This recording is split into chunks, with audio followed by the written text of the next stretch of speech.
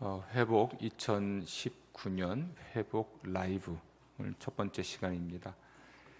자유로 가는 첫걸음인데요. 하나님은 이 8주 동안 우리의 인격을 다루실 것입니다.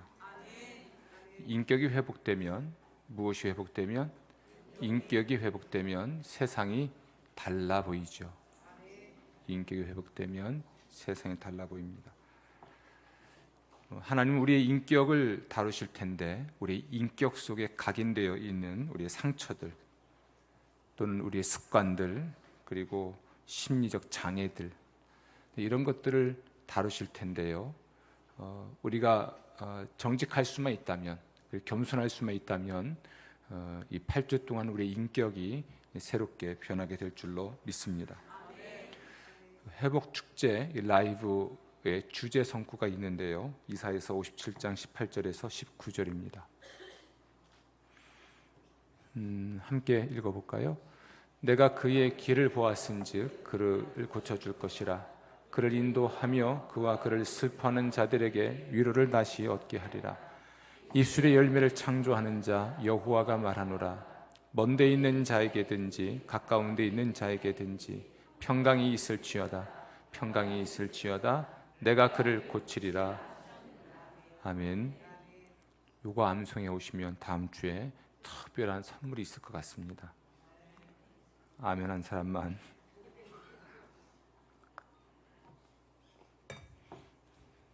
주제 성구는 중요합니다. 그러니까 회복 축제 전체를 아우르는 말씀이기 때문에 굉장히 중요한데 이것은 하나님의 위대한 약속이죠. 하나님은 우리의 인격에서 변화시키길 원하시는 또는 회복시키기 원하시는 것이 몇 가지 있는데 오늘 말씀을 토대로 보면 첫 번째로 우리 상처 입었을 때 하나님께서 내가 너를 치료하기 원한다 이렇게 말씀하십니다. 상처 입었을 때 뭐 하기 원하세요? 치료하기 원한다. 아멘. 하나님의 약속이에요. 상처 입었을 때 내가 너를 치료하기 원한다. 아멘. 혼란에 빠졌을 때는요, 내가 너를 인도하기 원한다. 상처 입었을 때는 치료하기 원한다 말씀하시고 혼란에 빠졌을 때는 인도하기 원한다 말씀하십니다. 하나님의 마음이에요. 하나님 마음. 무력감을 느낄 때 아무것도 바꿀 수 없다는 그 무력감을 느낄 때 네가 변화되도록 내가 도와주겠다고 말씀하십니다. 그러니까 내가 변화시킬 수 없잖아요. 내가 변화시킬 수 없어서 나는 무력감을 느낍니다. 그럴 때 누가 변화시키시겠다고요? 내가 변화시켜 주겠다. 너는 할 수 없지만 내가 할 수 있고 너는 못하지만 내가 하겠다. 우리에게 변화가 원하는 것도 있잖아요. 그것이 인격일 수도 있고 삶일 수도 있습니다. 나는 변화시킬 수 없어서 고통스럽지만 하나님은 변화시키겠다고 말씀하시고 약속하십니다. 아무도 나의 문제 혹은 우리의 문제를 이해하지 못한다고 느낄 때 내가 너를 위로하기 원한다 말씀하십니다. 아무도 나를 이해하지 못한다고 생각하면요 굉장히 외로운 겁니다. 그럴 때 누가 우리를 위로하십니까? 하나님이 내가 너를 위로해 주겠다. 누가 나를 이해하겠습니까? 누구 하나라도 나를 좀 이해하면 좋겠는데 그러면 내가 좀 위로가 되겠는데 아무도 나를 하려고 하지 않고 이해할 수 없다고 생각될 때는 굉장히 외로운 거예요. 그럴 때 누가 위로하신다고요? 하나님이 위로하시겠다고 말씀하십니다. 우리가 불안하고 근심 걱정에 빠져 있으며 두려울 때는요 내가 너에게 평화를 주길 원한다. 오늘 이사야서 말씀은 적어도 몇 가지의 약속이 담겨 있습니다. 하나님의 약속이죠. 그런데 또 이 말씀 속에는 몇 가지 우리 인간의 문제가 드러납니다. 상처, 혼란, 또는 무력감, 외로움, 불안, 근심, 걱정, 두려움 이런 것들은 우리의 문제들이죠. 우리가 사람이기 때문에 갖고 있는 문제들입니다. 그런데 이 문제들의 근본 원인은 우리 안에 있는 죄라고 성경은 말합니다. 우리 안에 있는 죄 때문에 이런 우리의 문제들이 생겨나는 것이죠. 바울의 말입니다. 내가 행하는 것을 내가 알지 못하노니 곧 내가 원하는 것은 행하지 아니하고 도리어 미워하는 것을 행함이라. 16절 다 같이 만일 내가 원하지 아니하는 그것을 행하면 이제는 그것을 행하는 자가 내가 아니요 내 속에 거하는 죄니라. 아멘. 이 내 속에 거하는 죄, 이걸 어려운 말로 원죄라고 하죠. 혹은 죄의 경향성이라고도 합니다. 아담의 후손이기 때문에 아담의 후예로서 갖게 된 부패한 본성, 우리 내면의 부패성을 말하는데, 이것 때문에 우리가 인격적 혹은 삶의 문제들을 갖게 되죠. 이것 때문에 이런 문제에 빠질 수가 있습니다. 내 안에 있는 죄 때문에 나는 나에게 유익하지 않은 것들을 하려고 하죠. 이게 파괴적인 것은 알겠어요. 그런데도 그것을 하고야 맙니다. 나에게 절대로 유익하지 아니한데도 나에게 해로운 것인 것을 알면서도 그것을 하지요. 여담인데요. 어제 후배 목사님이 아주 맛있는 선물을 저한테 줬습니다. 천안에서 가장 유명한 호두 과자에서 그 과자 만든 그 팥빵, 뭐 튀긴 소보로 뭐 이렇게 호두 과자 이 선물이 잔뜩 든 비싼 선물을 저한테 보내왔어요. 이걸 밤에 먹으면 안 돼요. 갈수록 배만 늘고 볼살은 빠지는데 뱃살만 나오니까. 근데 먹었으면 이 말을 안 하죠. 아니다, 안 먹었으면 이 말 안 하죠.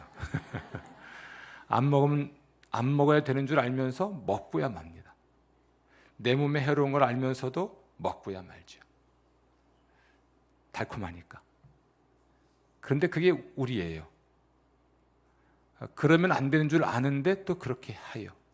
또 그렇게 해야 하는데 그렇게 안 해요. 그게 우리라고요. 상처를 받았을 때 상처를 낫게 하는 게 아니라 잘못된 방식으로 반응을 합니다. 그래서 상처를 악화시켜요. 긁어부스러 만들기도 하고 상처를 더 깊게 만들기도 하죠. 사람들에게는 잘못된 방식으로 반응을 합니다. 물론 내가 상처가 있으니까 그렇겠습니다만, 그렇게 반응하면 안 되는데 어디서 뺨 맞고 와서 어디서 화풀이 해요? 좌우지간 충주에서 뺨 맞고 서울 가서 화풀이 하면 됩니다. 뭐 그렇게 돼버리는 겁니다. 그래서 다른 사람들한테 반발도 사고 다른 사람들에게 상처를 줍니다. 상처를 내가 입어서 내가 화를 냈는데, 또는 이 상처의 문제를 해결하려고 했는데 잘못 해결을 해서 다른 사람에도 상처를 주기도 하죠. 내가 내 방식으로 이런 문제를 해결하려고 나설 때마다 문제가 해결되지 않고 더 나빠집니다.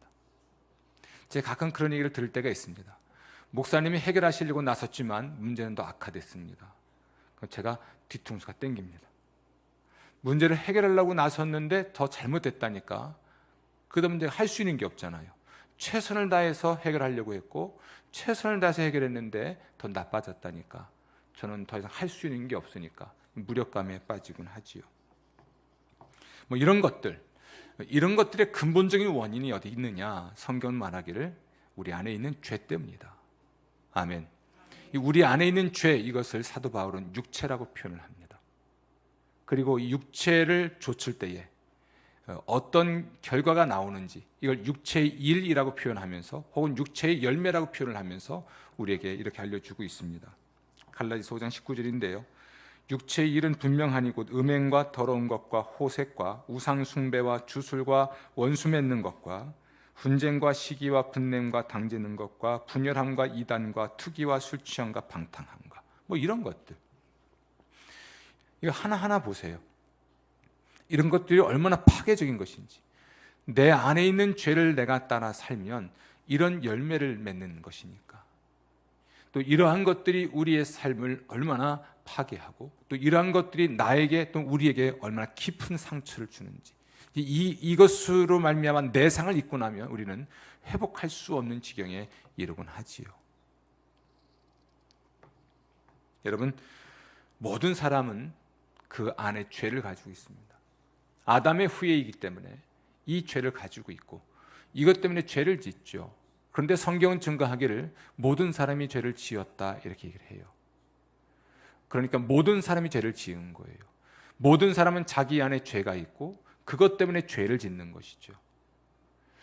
내가 지은 죄면 나에게도 그렇지만 누군가에게 상처가 됐을 것이고요. 이 죄를 짓도록 만드는 내 안에 뭔가 이게 구축돼 버린 습관과 같은 것도 있는 거고요. 또 누군가가 죄를 지었으면 나에게 입힌 상처도 있는 것이고요. 이렇게 사람은 자기 안에 있는 죄 때문에 죄를 짓고, 죄를 지음으로써 상처를 입히기도 하고 상처를 받기도 하고, 죄를 지을 수밖에 없도록 고착화된 내면의 습관과 같은 것들도 자리를 잡고 있는 거죠. 우리 이 문제를 해결해야 됩니다. 우리 안에 있는 죄의 문제, 이 문제를 해결하는 것이 우리는 성결의 은혜라고 하지만, 이것에 의해서 길들여져 있는 우리 안에 있는 습관의 문제, 그 습관 때문에 저지르고 있는 또는 입히거나 받고 있는 상처의 문제는 우리의 어떤 또 다른 헌신의 방식으로 해결돼야 하겠죠. 우리 모두는 이렇게 본다면 회복이 필요한 사람이죠. 자기 안에 죄가 없는 사람이 없고 죄를 짓지 않는 사람이 없다면 적어도 상처를 안 입는 사람도 없고 상처를 입히지 않는 사람도 없습니다. 우리는 어쩌면 고슴도치인지도 몰라요. 서로 찌르고 서로 아파하고. 우리 모두는 이 회복이 필요한 사람인 거죠. 저도 이 회복이 필요합니다. 제가 오늘 하루 종일 답답한 가운데 있었어요. 원고를 보고 또 보고 또 보고, 그런데 예배당 올라오면서 확 풀렸어요. 아멘. 찬양과 기도가 제 영혼을 살린 거죠. 무엇보다 여러분을 보니 주를 본 것 같고 은혜가 이미 있으니 제가 은혜를 받아서 감사하지요. 아멘. 회복. 어떻게 우리의 문제를 해결할 수 있을까? 우리 인격의 문제를 해결하고 회복될 수 있을까? 그 해결의 방법, 회복의 원리를 다른 데서 찾지 않고 성경에서 찾고자 하는 겁니다. 이것이 회복 축제의 가장 중요한 핵심입니다. 저는 상담을 공부했습니다. 상담을 공부했고 심리학도 공부했습니다. 무려 6년 했습니다. 이래봬도 제가 기독교계에서는 가정상담자이기도 하고 가정사역자이기도 하고 괜찮게 공부한 사람이에요. 상담학과 심리학은 물론이고 철학도 조금은 이해를 합니다. 게다가 신학까지 했죠. 학부에서는 사회과학을 했으니까 사람 사는 인간 세상이 돌아가는 것도 조금은 압니다. 아주 모르지는 않습니다. 그러나 그렇게 해결하자는 게 아니에요. 그것으로 해결해 보자는 게 아닙니다. 그것은 도구일 뿐이고 근본적으로 이 문제를 해결할 수 있는 하나님의 방식을 성경에서 찾자는 것이죠. 아멘. 성경을 통해서 우리가 이 문제를 해결하기 위해서 사용한 단어가 recovery입니다. 회복. R-E-C-O-V-E-R-Y.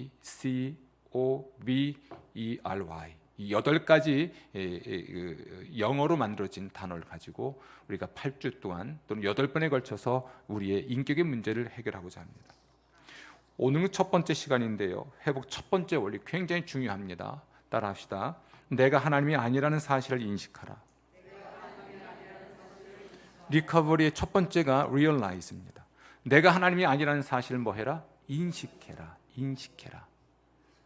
눈 감고 따라합시다. 내가 하나님이 아니라는 사실을 인식하라. 따라합시다. 나는 하나님이 아니다. 굉장히 중요합니다. 나는 하나님이 아니다.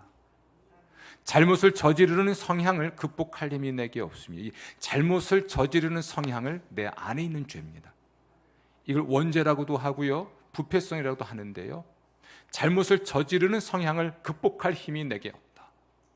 내가 하나님이라면 극복할 수 있겠지만 중요한 전제, 회복 라이브의 가장 첫 번째 원리이자 굉장히 중요한 전제는 내가 하나님이 아니다. 아멘. 이걸 인식하는 게 중요합니다. 인식하지 못하니까 내가 하나님처럼 사는 것이지요.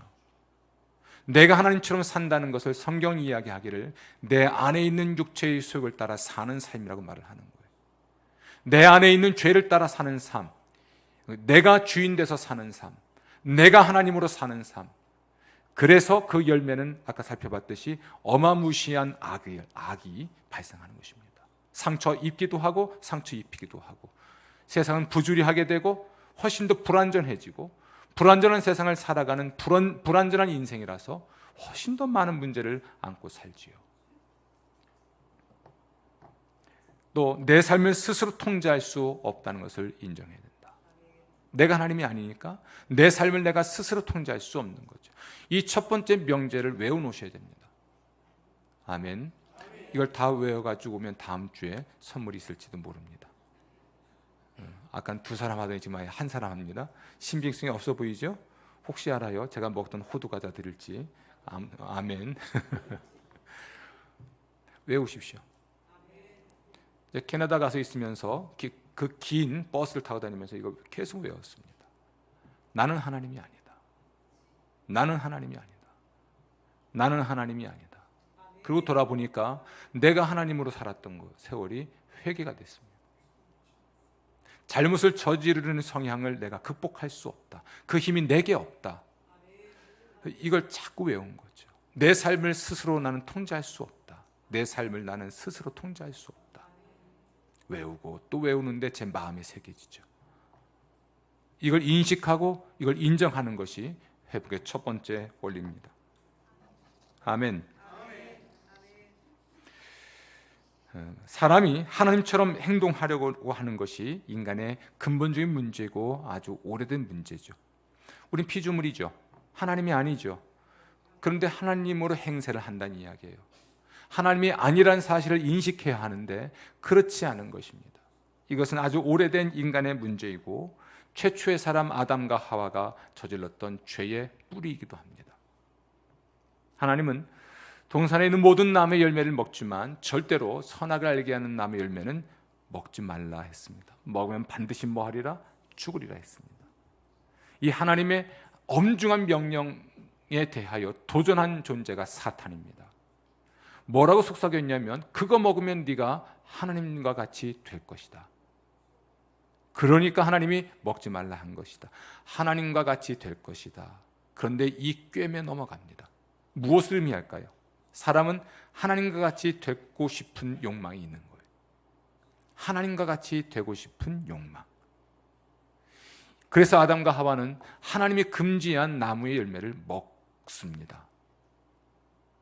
우리 인간은 근본적으로 하나님과 같이 되려고 하는 욕망을 갖고 있습니다. 그래서 사람은 살아가면서 늘 하나님의 흉내내기를 힘쓰죠. 하나님과 같이 되기를 원하고 하나님 흉내를 낸단 말이에요. 하나님 흉내를 내는 사람이기 때문에 몇 가지를 통제하려고 하는데 자기 이미지를 통제하려고 합니다. 자, 여러분, 하나님을 흉내낸다는 것은 통제한다는 거예요. 지배한다는 겁니다. 소유한다는 겁니다. 하나님이 만드셨죠? 하나님이 다스리시죠? 하나님이 통제하시죠? 모든 것에 질서를 부여하시고 그 질서대로 운행되게 하시잖아요. 이 통제하는 겁니다.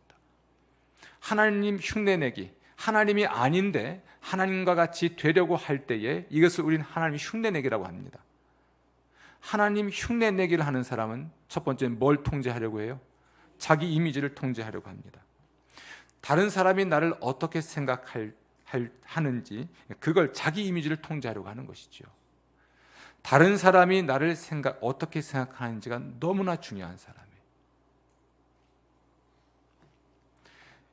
이 사람은 절대로 자기의 있는 모습 그대로를 누군가한테 이야기하는 걸 원하지 않습니다. 자기의 모습을 그대로 보여주는 걸 원하지 않습니다. 그러니까 민낯을 드러내는 걸 굉장히 혐오하고 싫어합니다. 그래서 연기하죠. 가면을 씁니다. 자기의 일부분만 보여줍니다. 좋은 면만 보여주죠. 그리고 자기의 중요한 부분은 숨깁니다.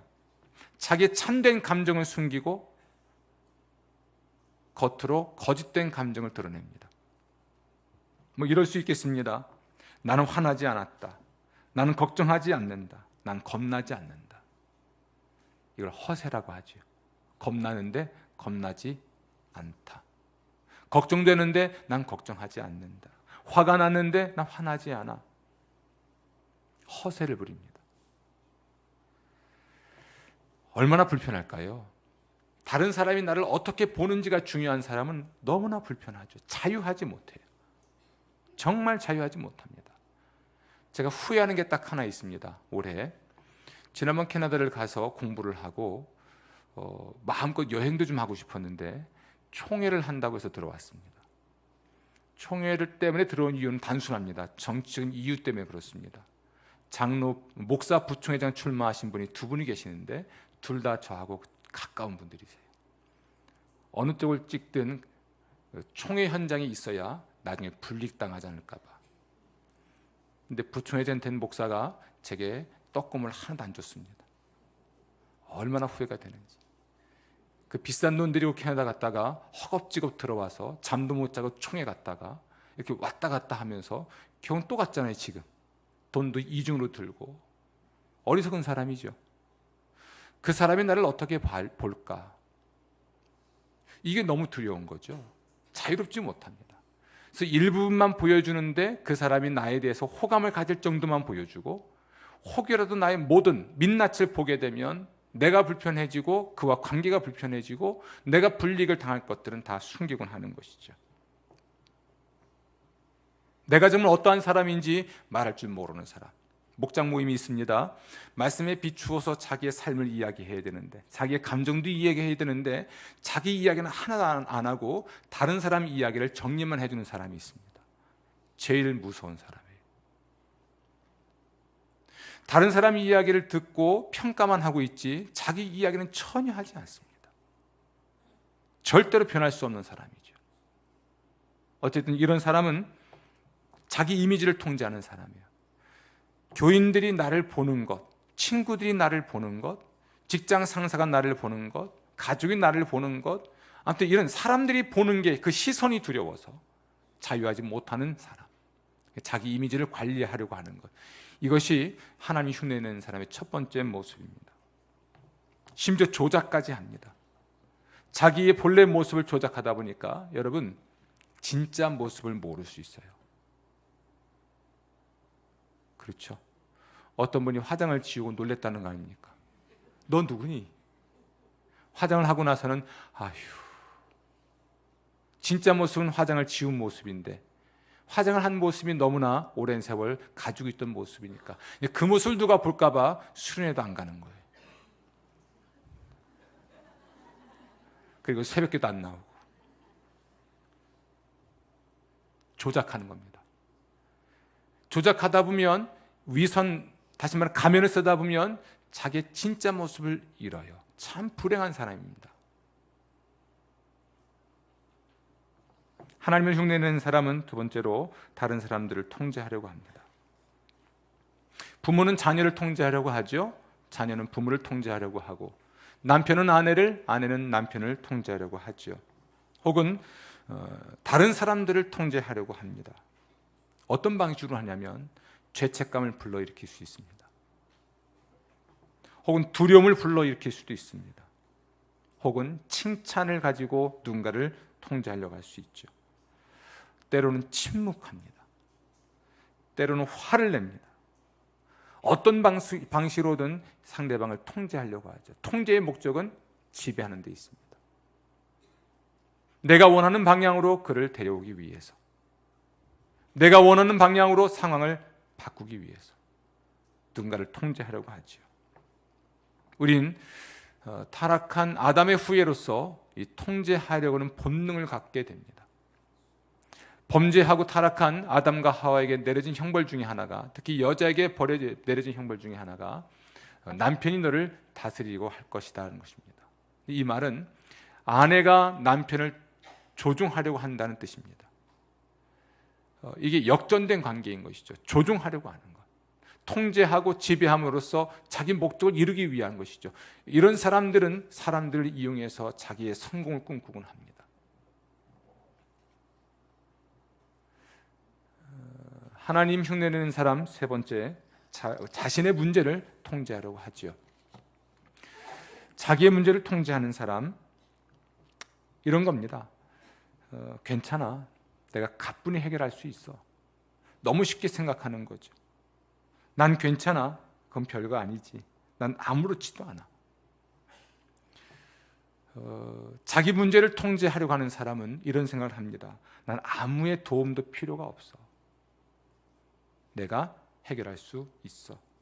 상담? 필요 없어. 내 스스로 해결할 수가 있어. 나는 언제든지 이 악습을 중단할 수 있어. 술 끊을 수 있고, 담배 끊을 수 있고, 포르노 끊을 수 있고, 뭐든지 내가 끊을 수 있어. 언제든 끊으려면 끊을 수 있는 거야. 그런 생각을 하죠. 우리 큰 놈이 살이 좀 많이 빠졌어요. 이놈이 되게 교만한 놈입니다. 살찐다고 제가 한 소리 했더니 아빠 나는 언제든지 뺄 수 있어. 진짜 빼더라고요. 저는 안 빠지는데 언제든지 뺄 수 있어. 조금 더 나이 들어봐라 이놈아. 지금 20대니까 그랬고 30대니까 그렇지 아빠 나이 돼보면 쉽지 않다. 너무 자만하지 마라. 지금도 그럽니다. 언제든지 뺄 수 있다고 이제 하염없이 살이 빠지고 있는 것 같아요. 살 빠지니까 보긴 좋은데 이제 걱정이 됩니다. 악습 끊을 수 없으니까 문제죠. 그렇죠? 마음의 습관 이거 여러분 통제 안 됩니다. 마음도 습관이 있어요. 이거 못 끊습니다. 끊어야 되는데 제가 목이 안 좋은데 커피를 못 끊잖아요. 뭐해서? 중독돼서.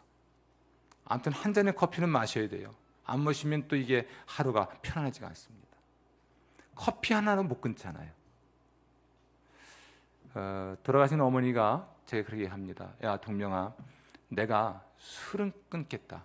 담배는 못 끊겠다. 아니 어머니가 담배를 피우셨나? 담배 피우셨습니다. 왜 피우셨는지 과거를 이야기합니다. 시부모를 모시고 살면서 시아버지 담배불 붙여주는 일 했답니다. 이해가 안 되던데 그런 세월이 있었습니까? 그것도 담배를 피웠대요? 아 그래요? 담배를 못 끊겠다. 안 끊어지시나 봐요. 술은 끊어도 담배를 못 끊는다. 제일 독한 사람이 담배 끊는 사람이라면서요. 근데 술 끊는 것도 어렵고요. 끊는 사람이 있어요. 쉽게 끊는 사람이 있는데 은혜죠. 끊어지지 않습니다, 여러분. 끊을 수 있다고 생각하면 실패합니다. 자기의 문제를 통제하려고 하는 사람, 하나님 흉내내는 사람은 자기의 문제를 해결할 수 있다는 자만심이 있습니다. 그러나 결국 해결하지 못하지요. 하나님 흉내내는 사람은 자신의 고통을 통제하려고 합니다. 고통을 통제한다는 게 뭘까요? 자기가 지금 고통스럽다는 것을 인정하려고 하지 않습니다. 혹은 그 고통을 좀 지연시키려고 애를 쓰는 거죠. 방법은 다양합니다.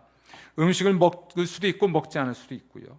술에 취하거나 담배를 피울 수도 있고요. 마약을 함으로써 고통을 지연시킬 수도 있습니다.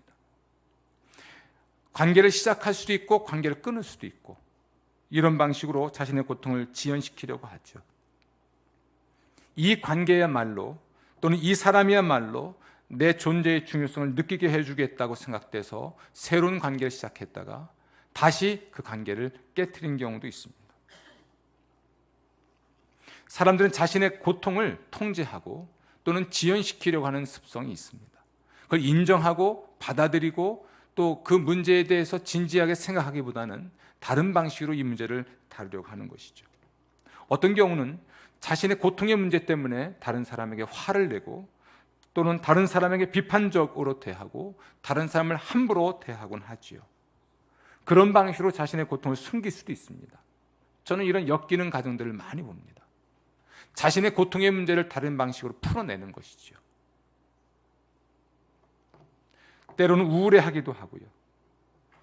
어쨌든 우리 수없이 많은 방식으로 자신의 고통을 지배하고 고통을 지연시키려고 하지만 그럴 수 없다는 것도 알게 되죠. 그럴 때마다 우리가 하나님의 음성에 귀를 기울여야 합니다. 너는 하나님이 아니다. 너의 이미지를 통제하려고도 하지 말고 다른 사람들을 통제하려고도 하지 말고 너의 문제를 그리고 너의 고통의 문제를 통제하려고 하지 마라.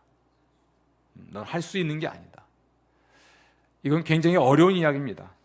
사실 우리 시대의 이 철학이 나는 모든 걸 할 수 있다고 이야기하는 시대이기 때문에 이런 이야기는 우리에게 어울리지 않죠. 내가 할 수 없다는 이야기가 매력적이지 않습니다.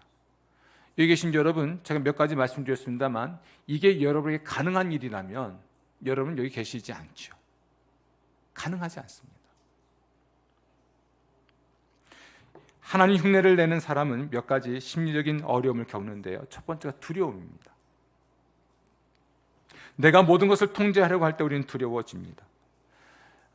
범죄한 이후에 하나님이 아담을 찾죠. 그때 이 아담이 내가 벗었으므로 두려워하여 숨었다 이렇게 말합니다. 숨은 이유는 무엇입니까? 두려워서 숨은 겁니다. 상대방이 내가 누구인지를 정확하게 알게 되면, 내 정체가 다 드러나면 어떤 나쁜 결과가 올 것을 예상하고 그것을 두려워하는 거죠. 자기 이미지를 통제하려고 할 때, 특히 자기 이미지를 통제하려고 할 때 이런 사람이 두려움을 겪게 될 것입니다. 남에게 보이는 내가 가짜고 실제 참된 나는 여기 있으니까 이게 드러날까 봐 두려운 것이죠. 엮이는 가정의 중요한 특징 중에 하나가 가정의 비밀을 어린 자녀들이 지켜야 한다는 두려움입니다. 예를 들면 우리 가정에 우리 집사람과 제가 맨날 부부싸움하고 표 안 나게 때리고 교회 와서는 굉장히 좋은 부부인 것처럼 이렇게 산다고 생각해 보십시오. 이걸 우리 큰애가 알아요. 예를 들면 숨겨야 되잖아요. 그렇죠?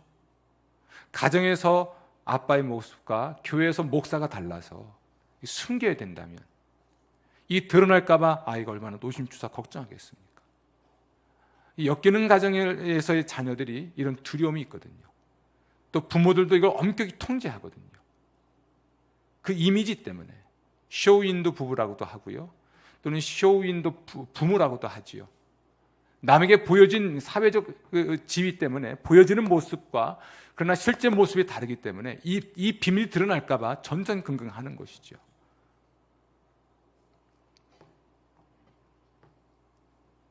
그래서 언제나 허상을 만듭니다. 진짜 모습이 아닌 가짜 모습을 만들어 놓고 행여 누군가가 나의 진짜 모습을 알고 나를 떠나갈까 봐 두려워하죠. 두 번째로 좌절합니다. 하나님 흉내내는 사람은 두려움만 있는 게 아니고 좌절합니다. 왜 좌절할까요? 지금도 그런 게 있죠. 두더지 잡기. 뿅뿅 한다고 그러는데요. 한번 해보십시오. 한 마리 잡으면 또 나오고. 언제까지 계속 나와요? 돈 떨어질 때까지. 때리면 또 나오고. 그게 재밌는 거잖아요. 한 눈 잡으면 또 나오고, 한 눈 잡으면 또 나오고. 근데 그게 인생이에요. 내 삶의 문제를 하나 때려잡은 것 같은데 또 튀어나오고, 하나 잡은 것 같은데 또 튀어나오고. 언제까지 튀어나와요? 죽을 때까지. 그런데 이 모든 문제를 내가 통제하려고 하면 이게 가능해요? 아니잖아요. 그러니까 좌절하는 겁니다. 할 수 없는 일을 할 수 있다고 생각하고 있으니까. 자기 고통의 문제이든 또는 삶의 문제이든 자기가 통제하려고 하는데 이 문제는 끊임없이 반복되고 계속되니까 좌절할 수밖에 없지요. 내가 마치 하나님이라 된 것처럼 내게 능력이 있다고 다 해결할 수 있다고 나서지만 아무것도 해결하지 못한 채 집으로 돌아왔을 때 그 좌절감이 얼마나 크겠습니까? 사도 바울도 이 고백을 합니다. 그러나 내가 한 법을 깨달았노니 곧 선을 행하기 원하는 나에게 악이 함께 있는 것이로다. 내 속사람으로는 하나님의 법을 즐거워하되 내 지체 속에서 한 다른 법이 내 마음의 법과 싸워 내 지체 속에 있는 죄의 법으로 나를 사로잡는 것을 보는도다. 그래서 그는 고백하기를 오호라 나는 곤고한 자로다. 곤고하다는 거죠.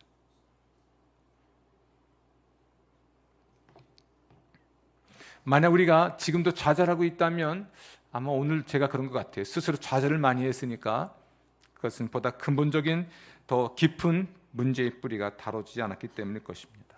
내가 하나님이 아니라는 사실을 자꾸만 모르고 그 모든 문제를 내가 통제하려고만 했으니까 그건 안 되니까 좌절하는 것이죠. 일은 해결이 되는 것 같은데 사람은 해결이 안 되더라고요. 그렇죠. 일은 일정 맞춰서 탁탁탁탁 하면 해결되는 것 같아요. 근데 사람은요, 해결이 안 돼요. 참 사람 해결 안 됩니다. 세 번째로 하나님 흉내내는 사람은 늘 피로감에 사로잡혀 있습니다. 만사를 통제하려고 하고 모든 것을 갖춘 사람인 척해야 하고 현실을 부인하면 너무나 많은 에너지가 소진되죠.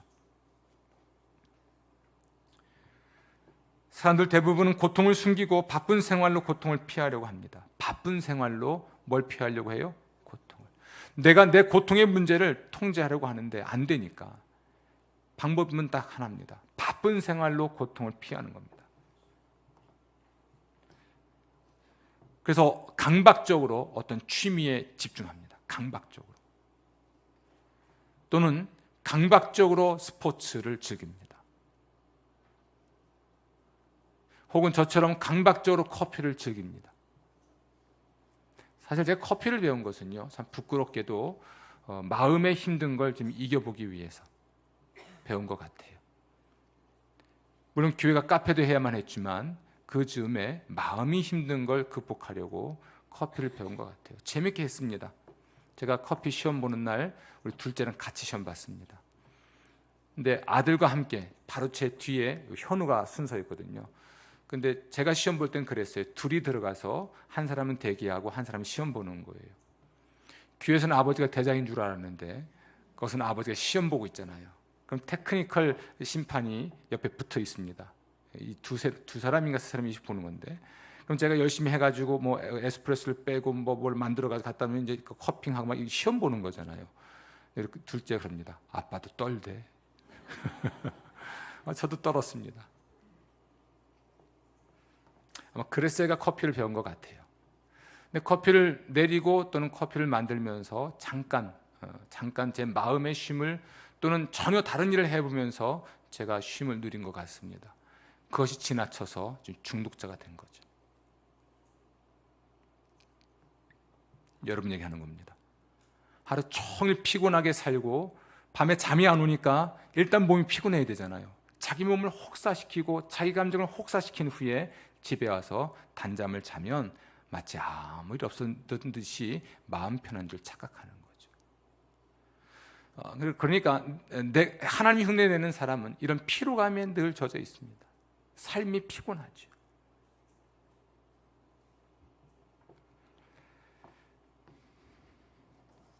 내가 늘 지쳐 있다면, 늘 피곤한 상태라면 나는 어떤 고통으로부터 달아나고 있는가를 생각해 봐야 돼요. 내가 지금 어떤 고통으로부터 달아나고 있는가?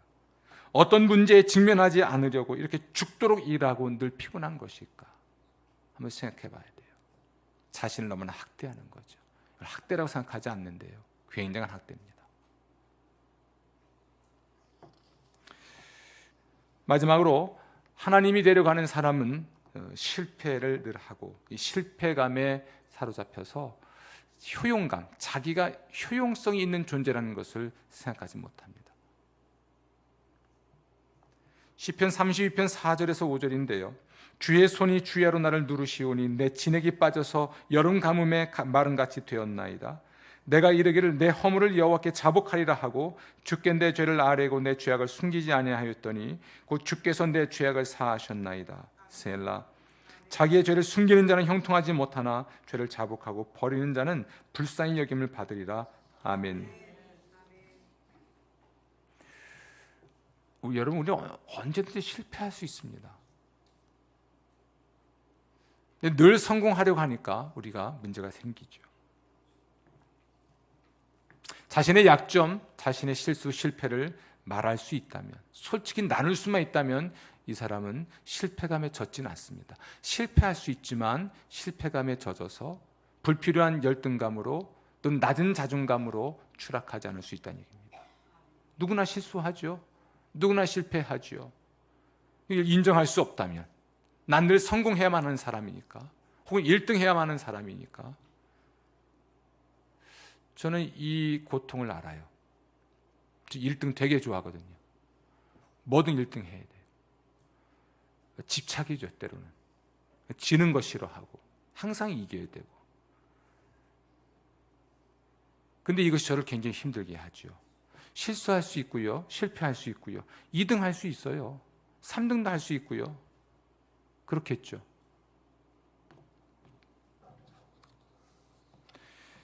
하나님 흉내 내는 사람들, 그 사람들은 자신의 상처이든 심리적 장애이든 악한 습관이든 누군가에게 말하는 걸 두려워하는데 하나님께 말씀드리기도 두려워합니다. 하나님이 알고 계시는데 하나님께도 드러내기를 싫어하는 것이죠. 그러면서도 늘 같은 문제로, 같은 죄의 문제로 실패하고 영적으로 낮은 자존감, 영적 낮은 자존감 때문에, 열등감 때문에 하나님과 사람 앞에서 온전한 예배자가 되지도 못하곤 합니다. 모든 걸 다 갖춘 사람은 아무도 없습니다. 모든 걸 다 잘하는 사람도 없습니다. 제가 다른 사람보다 잘하는 건 없어도 제가 잘하는 건 있어요. 이해되시죠? 다른 사람보다 다 잘할 수는 없어요. 내가 다른 사람보다 뛰어나진 않아도 적어도 내가 잘하는 것은 한두 가지 있단 말이에요. 실패를 우리가 숨기려고 할 필요도 없습니다. 자, 어쨌든 중요한 건 이런 실패를 할 수 있다는 생각을 가지고 자신의 실패와 약함을 드러낼 수 있다면 그 사람은 치유의 길을 걸어갈 수 있을 것입니다. 자, 그럼 어떻게 하면 이 문제를 해결할 수 있을까? 여러분, 우리가 하나님 흉내 내는 사람은 몇 가지를 통제하려고 한다고 그랬죠. 그렇죠? 그리고 그 결과는 이 네 가지의 심리적 또는 관계적인 문제가 있다고 그랬습니다. 이 문제 해결해야 되잖아요. 이 문제를 어떻게 해결할 수 있을까? 이 회복의 첫걸음은요, 자신의 무력함을 인정하는 겁니다. 의외로 자신의 무력함을 인정하는 건데 그래야 힘을 얻을 수 있습니다. 우리가 하나님이 아니라는 사실을 인정하는 삶의 세 가지 중요한 사실을 인식할 필요가 있는데 따라합시다. 나는 과거를 바꿀 능력이 없다. 여기서 여러분 과거 바꿀 수 있는 분 없어요. 어떻게 우리의 과거를 바꿉니까? 바꿀 수 없습니다. 과거의 상처가 여전히 아프고 기억나지만 아무리 원망해도 과거를 변화시킬 수는 없습니다. 이거 인정해야 돼요. 따라합시다. 나는 내 과거를 바꿀 수 없다. 바꿀 수 없어요. 어떻게 바꿉니까? 그런데 여러분, 과거가 나를 만들었잖아요. 그렇죠? 과거는 바꿀 수 없는데 그 과거가 지금의 나를 만들었어요. 가끔 제가 생각할 때 컴퓨터처럼 포맷했으면 좋겠다 싶을 때가 있어요. 제가 함께하는 교회에서의 목회를 한번 싹 밀고 다시 하고 싶다. 그러면 이런 건 안 할 텐데. 실수했던 것들 때문에, 실패했던 것들 때문에 포맷하고 싶어요. 혹은 제가 입은 상처 때문에 이 상처만 없다면 내가 지금 훨씬 더 행복하고 더 잘할 수 있을 텐데. 뭐 이런 것들. 저의 어린 시절, 유년기, 청소년기, 그리고 청년기, 결혼하고 나서 살아온 지난 세월들, 그 과거가 나를 만든 건 맞아요. 그것이 상처로만 남아있을 수도 있고요, 나쁜 습관으로만 남아있을 수도 있고요. 뭐가 되었든지 간에 그 과거를 바꿀 수는 없다는 것을 우리가 인식하고 인정하는 것이 필요하고 중요합니다. 두 번째로, 나는 다른 사람들을 통제할 능력이 없습니다. 다른 사람, 그들을 조정하려고 온갖 수단과 방법을 동원하지만 할 수 없다는 것을 우리가 알아야 됩니다. 우리는 다른 사람들의 행동을 책임지지 않습니다. 우리는 우리의 행동을 책임질 뿐이에요. 근데 우리는 너무나 자주 다른 사람의 행동을 책임지려고 하니까 문제가 생깁니다. 그들의 행동을 어떻게 책임집니까? 책임 못 집니다. 나는 다른 사람들의 행동이 아닌 나 자신의 행동을 책임지는데, 따라서 다른 사람을 통제하려고 하는 생각을 버려야 됩니다. 세 번째로, 나는 해로운 습관과 행동을 극복할 능력이 없습니다. 뜻이 아무리 좋아도, 좋은 뜻을 갖고 있다고 해도 성공하는 건 아니에요. 뜻은 좋은데 실패하지요. 그렇죠? 뜻은 나쁜데 성공하는 경우도 있어요. 참 이 인생이 그렇습니다. 내 습관과 행동을 바꾸기에는 우리의 의지력만 가지고는 부족합니다. 내 힘 가지고는 부족한 거예요. 하나님의 능력이 필요합니다. 내 안에 있는 죄가 이 모든 것의 근원에 있다면, 내 안에 있는 죄를 어떻게 씻어낼 수 있습니까? 하나님의 능력이 아니면 안 되죠. 오랜 세월 내가 길들여져 있는 마음의 습관이든 말의 습관이든 행동의 습관이든 이거 어떻게 바꿀 수 있습니까? 상처를 치유하지 않은 채 가지고만 있는데 안 아픈 듯이 표 안 나는 듯이 갖고 있지만 자극만 오면 이것이 터져 나오는데 이거 어떻게 치유할 수 있습니까? 우리의 의지력만 가지고 안 되는 거죠. 하나님의 능력이 필요합니다. 아멘. 하나님이 우리를 그렇게 만드셨습니다. 하나님 없이는 안 되는 존재, 하나님의 은혜가 아니면 안 되는 존재를 만드신 것이죠. 그래서 예수님 말씀하시기를 심령이 가난한 자가 복이 있는 거예요. 가난한 심령을 가지고 하나님께 은혜를 구하는 사람을 하나님은 치유하시고 회복시켜 주십니다. 야고보서 4장 6절입니다. 하나님이 교만한 자를 물리치시고 겸손한 자에게 은혜를 주신다 하였느니라. 아멘. 교만한 자는 물리치시지만 겸손한 자에게 은혜를 주십니다. 이 은혜라고 하는 것은 우리를 변화시키시는 하나님의 선한 능력입니다. 이 하나님의 선한 능력이 우리를 변화시키죠. 우리의 마음의 상처 치유하시고요, 우리의 악습 끊어내시고요. 아멘. 우리의 모든 신경증적 질병까지도 하나님이 치유하십니다. 아멘.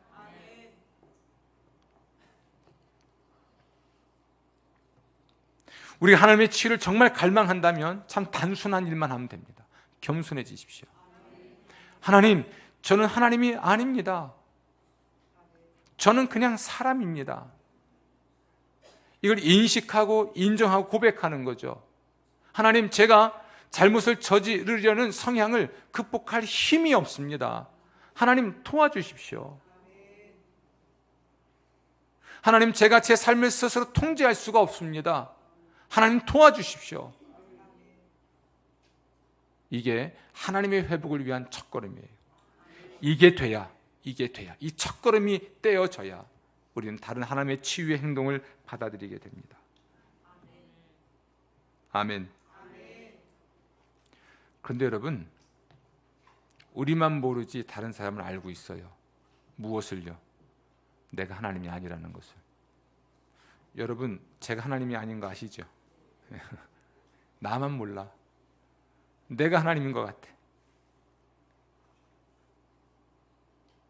잘못을 저지르는 성향을 극복할 힘이 내게 없다는 것을 나만 모르지 다른 사람은 다 알아요. 아유, 우리 목사님 저건 안 돼. 내가 내 삶을 스스로 통제할 수 없다는 것, 이것을 나만 모르지 다 알아요. 다 아는 건데 누구만 몰라요? 나만 몰라. 근데 내가 인정하고 나면 편안해지죠. 아멘. 갈라디아서 2장 20절입니다.